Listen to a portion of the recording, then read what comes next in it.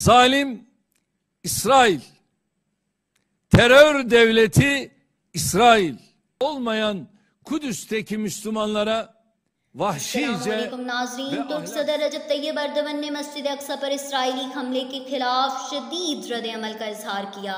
मस्जिद अक्सा पर जारी इसराइली फौज के मुजालिम का तस्करा करते हुए सदर का कहना था कि जालिम दहशतगर्द रियासत इसराइल बेगुनाह मुसलमानों पर वहशियाना तशद्दुद कर रही है और अपने दीन और घरों का दिफा करने वाले फ़लस्तीनी मुसलमानों पर जुल्म के पहाड़ तोड़ रही है।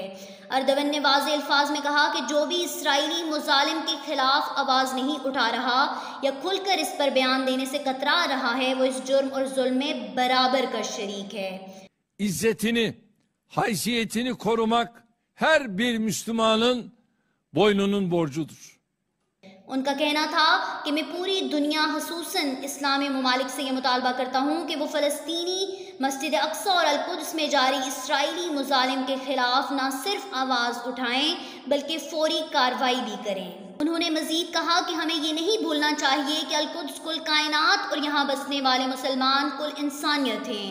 तुर्की अल-कुद्स में जुल्म का शिकार अपने मुसलमान बहन भाइयों के साथ खड़ा था, खड़ा है और खड़ा रहेगा।